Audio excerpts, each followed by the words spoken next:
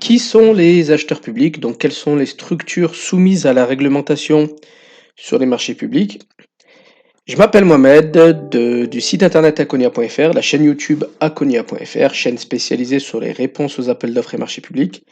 Et l'intérêt de cette vidéo est de vous montrer la grande diversité des acheteurs publics et de vous permettre aussi de vous poser des questions sur la stratégie adoptée sur les marchés publics. Donc, quels sont le type d'acheteurs que vous allez viser? Donc, on va essayer de voir le plus largement possible quelles sont les structures soumises à l'obligation de respecter les procédures de marché public, de manière assez simple, comme d'habitude, sur akonia.fr, puisque l'idée c'est de rendre la commande publique accessible au plus grand nombre. Alors, dans les acheteurs publics, on a deux gros mots déjà, deux mots qui sont un peu déroutants quand on lit un dossier de consultation, c'est les pouvoirs adjudicateurs et les entités adjudicatrices. Donc, qu'est-ce qui se cache derrière chacun de ces termes? Alors, dans les pouvoirs adjudicateurs, on va avoir l'État, représenté par les ministères, donc souvent l'administration centrale de ces ministères ou l'administration centrale de l'État est à Paris, mais on a tous les services qui sont déconcentrés dans les régions ou dans les départements, comme par exemple les préfectures, les directions régionales, les directions départementales, donc toutes les structures qui ont ce titre-là de direction régionale. On a jeunesse et sport, pour l'emploi, la formation professionnelle. Donc toutes ces directions régionales sont soumises à l'obligation donc de respecter les règles de la commande publique. On a également les établissements publics administratifs nationaux. Donc là, on compte parmi ces établissements les universités, les écoles supérieures, les parcs nationaux, les instituts nationaux. Donc pareil, toutes les structures qui commencent par Institut national, Parc national sont soumises à cette réglementation.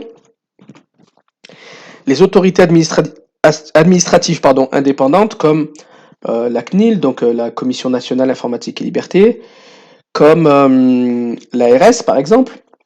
Donc toutes ces autorités qui sont créées pour des besoins spécifiques. Donc comme elles sont créées par des pouvoirs adjudicateurs, elles font partie des pouvoirs adjudicateurs également. Les collectivités territoriales, donc conseils régionaux, départementaux, les communes également, ainsi que, on se rend compte, les établissements publics de coopération intercommunale, comme les communautés de communes, les agglomérations, les communautés d'agglomération, sont aussi soumis à la réglementation sur les marchés publics. On retrouve dans la liste des pouvoirs adjudicateurs les établissements publics locaux, comme les centres communaux d'action sociale, les collèges, les lycées. On va retrouver aussi les établissements publics de santé, donc les hôpitaux, ainsi que des organismes de droit privé qui ont été créés pour satisfaire des besoins d'intérêt général et dont l'activité est contrôlée, financée par un pouvoir adjudicateur. Donc dans ce lot-là, on a les offices publics de l'habitat, la Banque de France par exemple, la Caisse des dépôts et consignations ou le Pôle emploi. Donc bien que ce soit des organismes de droit privé, ils sont quand même soumis à la réglementation sur les marchés publics étant donné qu'ils sont financés par des pouvoirs adjudicateurs. En plus de ces pouvoirs adjudicateurs, sont soumis à la réglementation sur les marchés publics les entités adjudicatrices, donc qui ont une activité d'opérateur de réseau, que ce soit une activité de production, transport, distribution de gaz, de chaleur, d'électricité ou d'eau potable. Les opérateurs de réseau qui interviennent sur l'évacuation et le traitement des eaux usées. Les opérateurs qui interviennent sur l'extraction de pétrole, de gaz ou de combustible solide. Ceux qui interviennent sur la fourniture de services au public dans le domaine du transport par chemin de fer, le tramway, etc.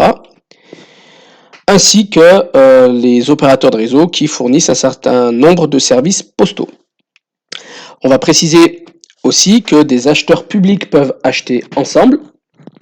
Donc des acheteurs publics peuvent s'associer dans le cadre d'une consultation pour acheter ensemble s'ils ont le même besoin.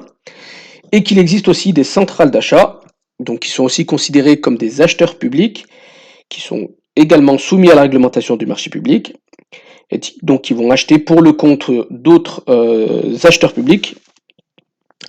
Cela ne les dispense pas de respecter quand même les règles sur les marchés publics.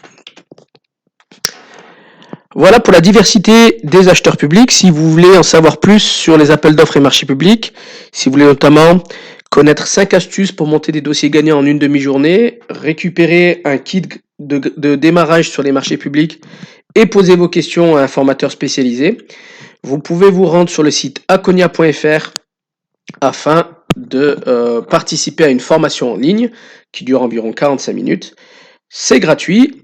Ce qui est gratuit aussi, c'est de vous abonner à la chaîne YouTube de aconia.fr pour pouvoir être mis au courant de nos prochaines sorties de vidéos, que ce soit des études de cas ou des réponses à des questions.